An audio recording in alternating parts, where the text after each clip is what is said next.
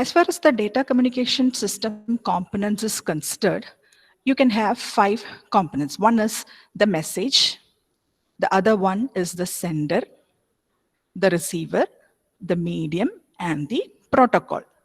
These are the general 5 components of a data communication system. Other than this, you are having some hidden aspects like mux, demux, modulator, demodulator, etc. But generally speaking, you can have the 5 components of data communication system. They are the message, sender, receiver, medium, and the protocol. Now, what is a message? Message is the data that you have to deliver it from the sender to the receiver side. Message is the data that you are sending from the sending side sender to the receiver. Now, what it can be in the form of a text, it can be in the form of a picture, it can be in the form of a video or audio, anything else. So that you can call it as the message. Now, who is the sender? Sender is the device that sends the message. And it can be a computer, it can be a workstation, etc. And the receiver is the one that receives that message. And the medium is the physical part that connects through which the message travels from the sender towards the receiver. What is the medium? Medium is the path through which the message travels from the sender towards the receiver. Hope you are understanding. I have told 4 things. One is the message, one is the medium, one is the sender, and one is the receiver. And the last one is called it as the protocol. In the last class, I have told protocol means in order to have communication, you should satisfy some protocol. So you should follow some set of rules. That set of rules are called it as protocols. And the protocols are the one which that is the main thing that how the communication is happening between 2 devices. Without a protocol, you can be connected, but the communication won't be happening. That is, as an example, a person who is speaking only French, he won't be able to understand by a person who is speaking only Japanese, right? So that is the thing. So they have to follow a common rule and then they can proceed the communication process. So these are the 5 different components of a data communication system. What are they? One is the message. What is the data that you are transferring from the sending side towards the receiver side? And second one is the sender. Third one is the receiver. And fourth one is the medium. And fifth one is the protocol, right? So these are some of the concept about the data communication system. I told what is data communication, how you can find the effectiveness of data communication system, what are the factors it depends. And today you have learned what are the major 5 different components of a data communication system. Hope it is clear for you. Shall I proceed to the next part? Yes. Yes or no? Can anybody answer it? Yes. Yes. Okay. Now, next we will be just seeing about the transmission modes. Very, very important. You are entering the syllabus actually. Transmission modes. Transmission modes is nothing but the manner in which the data is sent over the medium. The direction of data flow, you can call it as the transmission mode. So it is the manner in which data is sent over the underlying medium, right? How data can be sent. Now you will have generally 2 different categories of this transmission mode. One is the parallel transmission and another one is the serial transmission.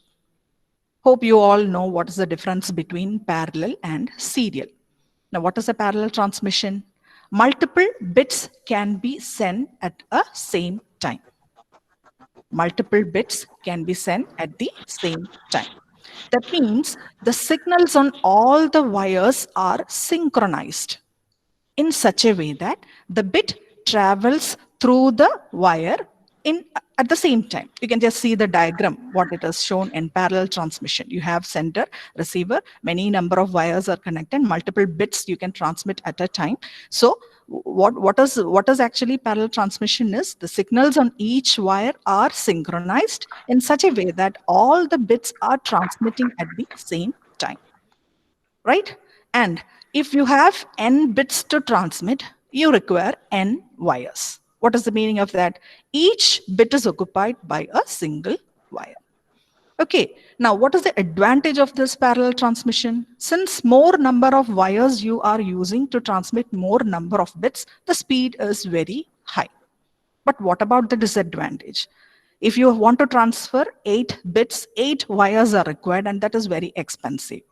Just imagine what you want to transmit more number of bits. So it is a little bit expensive. Cost is more in that case. So this type of transmission is limited to short distance. Parallel transmission, it happens only for a short distance duration. Okay, so this is about the first category of the transmission mode, that is parallel transmission. Parallel transmission means multiple bits can be sent at the same time. That is, each wire is occupied by a single bit. If you have 8 bits, you have got 8 wires, that each wire is for 1 bit. So the speed is more in sending the data. But the cost is very high when you are considering the number of wires that you want to install. And also this type of transmission is limited to short distance, right? This is about parallel transmission. So next is the serial transmission. Serial means 1 bit at a time.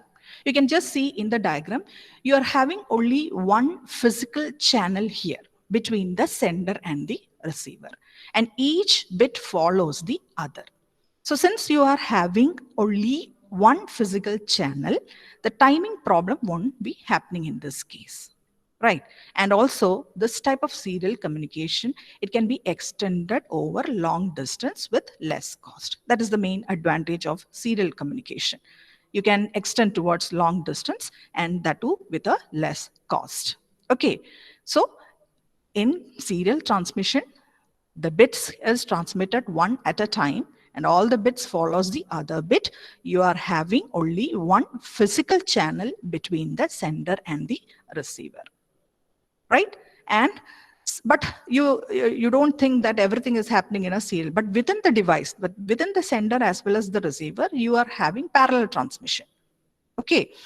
That means you need some conversion devices at the interface of sender and the line, and from the line to the receiver. And that is the parallel to serial converter or the serial to parallel converter. See, parallel to serial is needed at the transmitting side, and serial to parallel converter is required at the receiver side. Okay. Now, actually, the example for a serial communication devices is RS-232C, and that is a serial communication device. And the advantages of serial transmission is, I have already told, you are having only one wire. Only one wire is required in that case. So the cost is very, very less. And it is a method that is used for most of the communication devices at present. They are making use of the serial communication only, and they can be extended towards long distance. Now, what about the disadvantage of this serial transmission? Since only you're using one line, you cannot transmit more number of bits at a time, right? Okay, so the transmission speed is very, very less. Now, if you want to increase the transmission speed, the clock frequency must be increased. But you will have a limitation in increasing the clock frequency. Hope you understood what is the difference between serial transmission and parallel transmission. Parallel transmission means multiple bits can be sent at the same time. Serial transmission means a single bit at a time, right? And you are having only one physical wire in case of serial transmission. And these are some of the advantages of serial and parallel transmission. Is it clear? Neeraj, are you there? Is Neeraj is available? Yes, miss. Yes. You're understanding what I'm telling? Yes, miss. Yes. Okay. Now, coming to serial transmission, you are having again the 3 classifications for serial transmission. One is asynchronous transmission. The other one is synchronous transmission, and the third one is isochronous transmission. Very, very important, these three different types of transmission. One is asynchronous transmission, the other one is synchronous transmission, and the third one is isochronous transmission. Now, what is the difference between these three? Asynchronous transmission means it can happen at any time, at any random interval of time.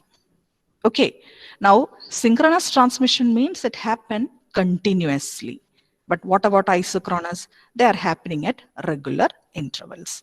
Now in your syllabus, you have to study the first two type of transmission, what that is asynchronous transmission and the synchronous transmission. Now,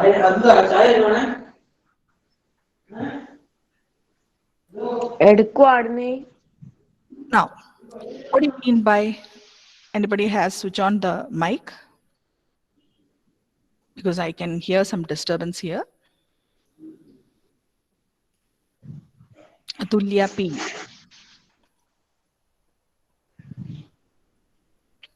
Okay, now the two main classifications or how the communication can happen in serial transmission is by two methods. One is asynchronous transmission and another one is the synchronous transmission. Now, asynchronous transmission, it can happen at any time. Now, what is the exact meaning of that? Asynchronous, the one which is not synchronous in nature. That means whenever you are sending the data, it won't happen at regular intervals. You want to generate the data at random interval of time. So you are making use of this type of transmission, that is asynchronous transmission. Actually, the medium is ideal for a random amount of time in case of asynchronous transmission. The medium, you won't be having a continuous data on the medium. You will have some ideal time for an arbitrary amount of time is kept idle through that medium, and you will be sending the data again. Okay, so this type of transmission is used by application where the data is generated at random interval of time.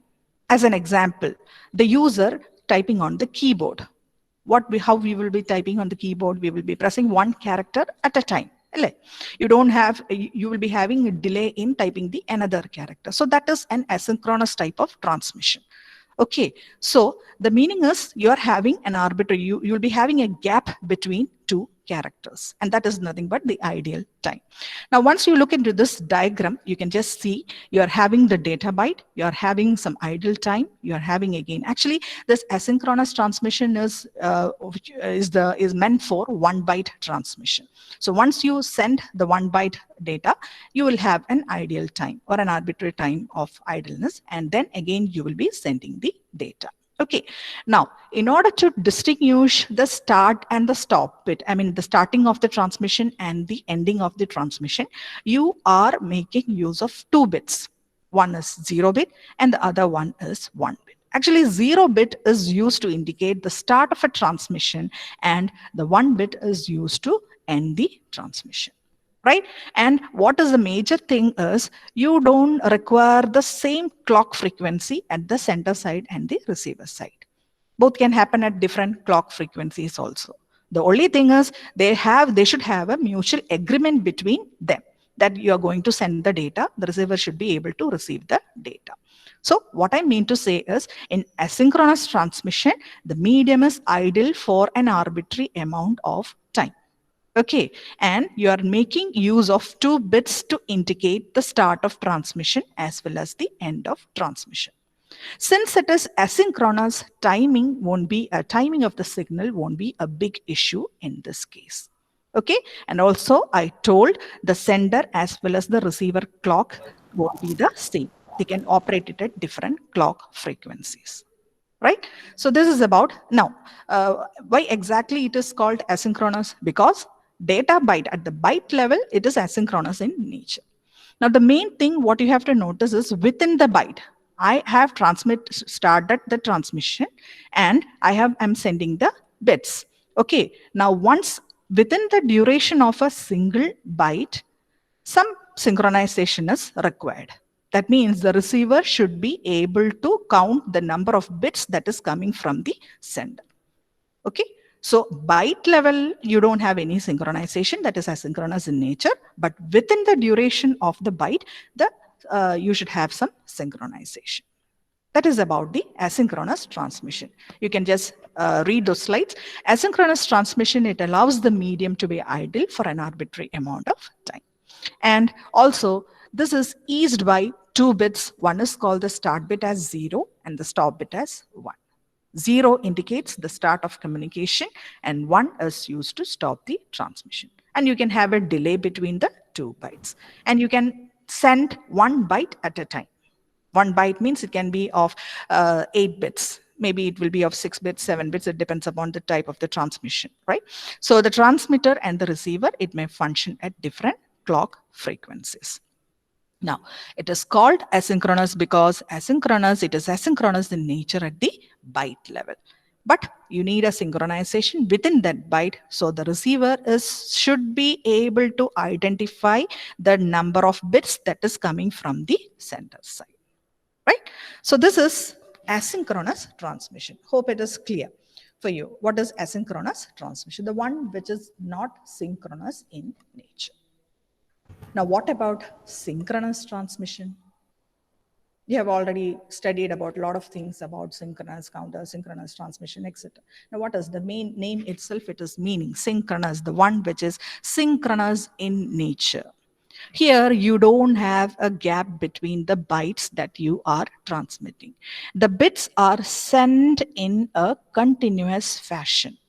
There is no separate bits for indicating the start of transmission as well as the end of transmission. Everything is ulta in case of this synchronous transmission.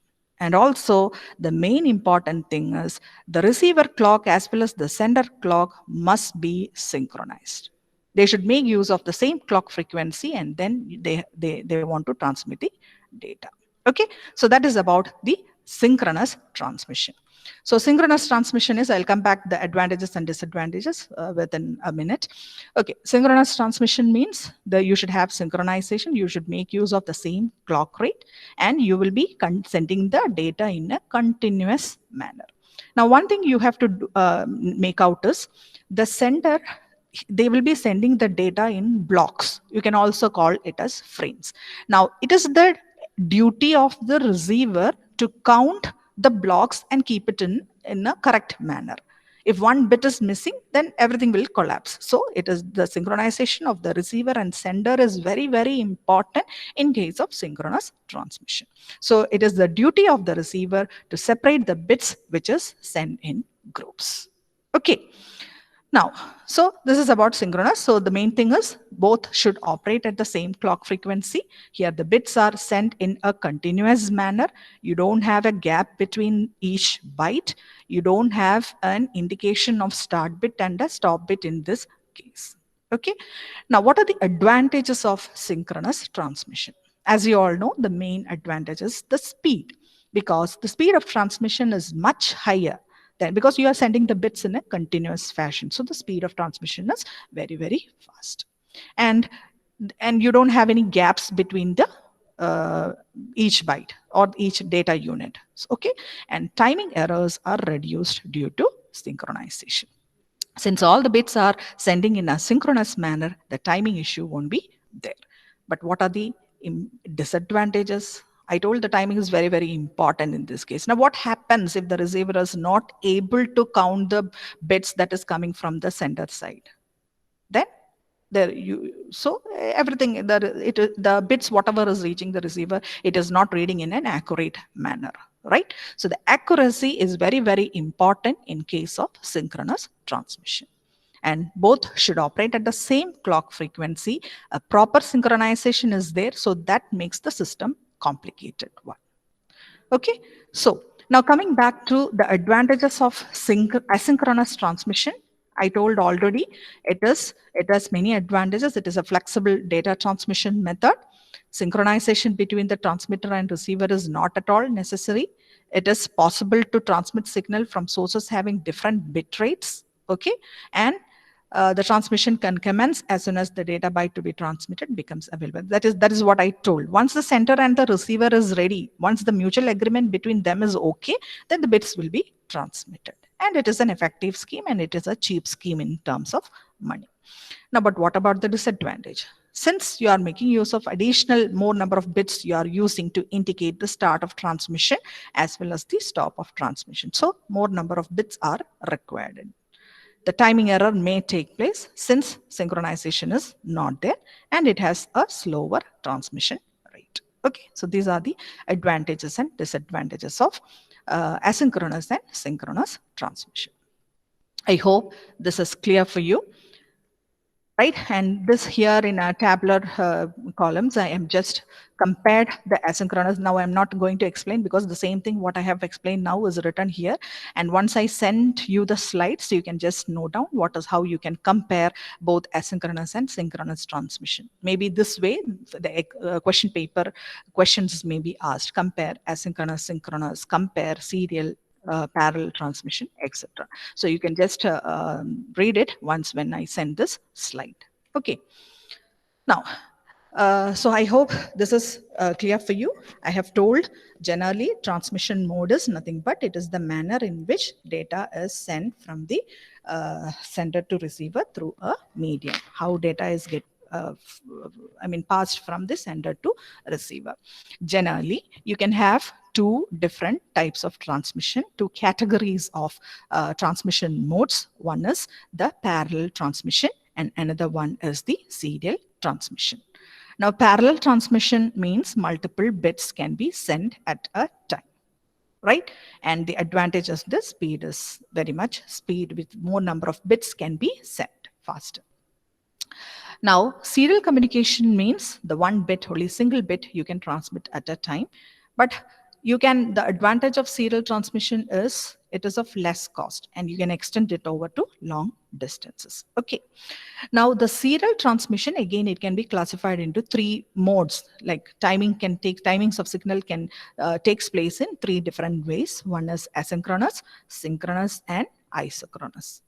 In your syllabus, you have to study the first two, that is asynchronous and synchronous. Asynchronous, the one which is not synchronous in nature. Okay, so this type of transmission means you don't have any synchronization between the bits you are transmitting. The main thing is you have a gap between each byte and you are making use of two different bits to indicate the start of the transmission as well as the end of the transmission. But synchronous thing, here the bits are sending in a continuous fashion. Okay, now I'll just show you a YouTube video in order to visualize the things, how it happens, both the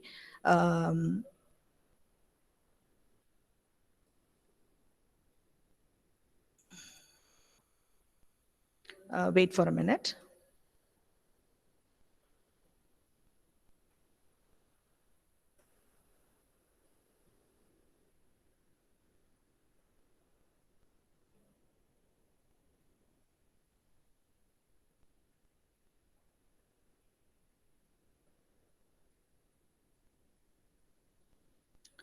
You can see the window, the YouTube link. Yes or no? Can anybody? Okay, yes. Let's just see the video, what it is shared.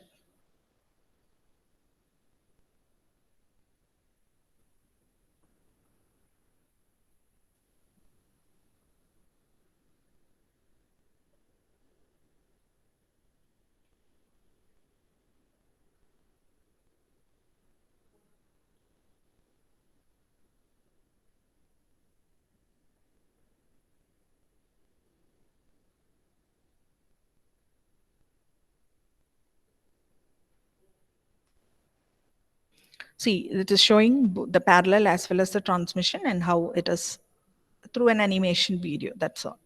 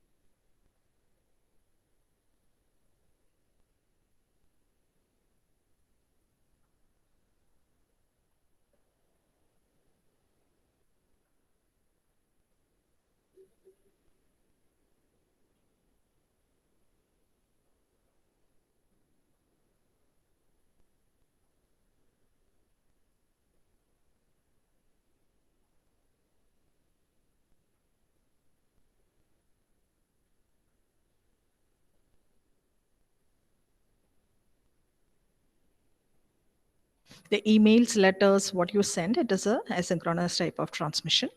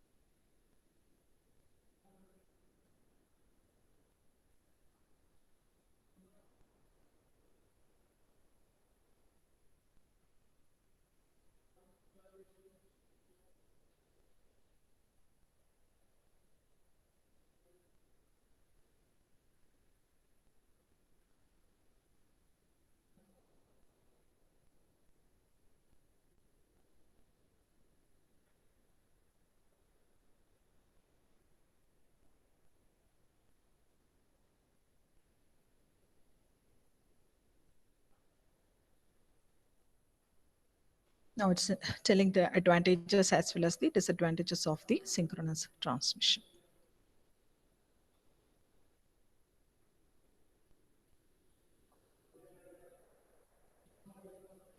The applications of synchronous transmission, a video conferencing, a telephone conversation, etc.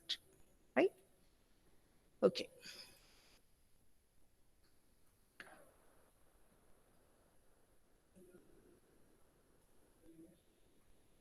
I hope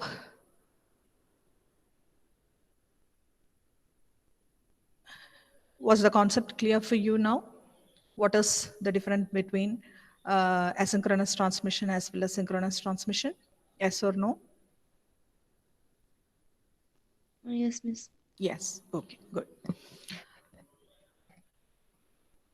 Now let me take the attendance. Afla. Afla. Yes. Yes or no? Yes, miss. Ajmina. Present, ma'am. Amaya. Present, ma'am. Tulya. Yes, Tulya. ma'am. Yes.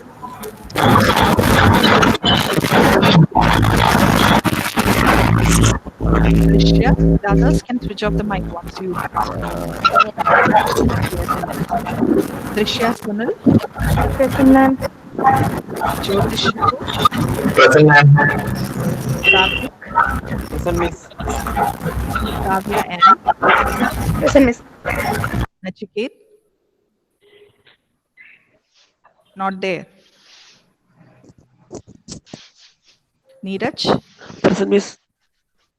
Rangeet. Not there. Vaishna. Vaishnav. Anjali Vaishna. Present, ma'am. Shruti M. Present, miss. Is Drisha Sunil is there? Yes, ma'am. Yes. Then you should tell no. I told. You told. Okay. Nachiket is there? I'm not finding his name also here. Okay.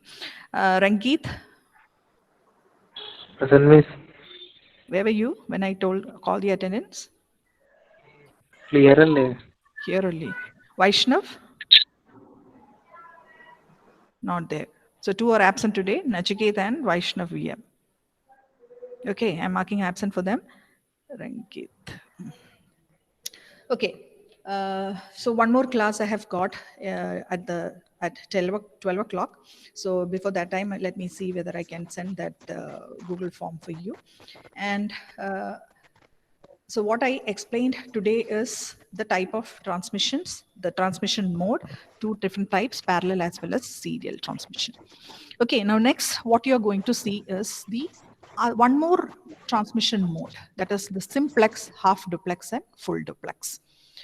I don't know whether I can complete it. Anyway, simplex mode, I'll just explain. So you're having, other than the general categories, parallel and serial, you're having one more category of this transmission mode, that is the simplex mode. the half duplex mode and the full duplex mode. Now, what is simplex mode of transmission? When you look into the diagram, you can just see the direction of data is only towards a single side. That is unidirectional in nature. The one which is unidirectional. So the data transmission is unidirectional here. That means out of the two devices, only one can transmit and the other device can only receive the data. So what about the capacity of the channel in this case? The capacity of the channel is used by the device which whoever is transmitting the data. The capacity of the channel is entirely used by the device who is transmitting the data. As an example for a simplex mode of transmission is the communication from your keyboard to CPU, from CPU to monitor. It is in a single direction, so it is a unidirectional. Or in an example of real-time transmission, the transmission of speech signal from mic to speaker, that happens only in a single direction.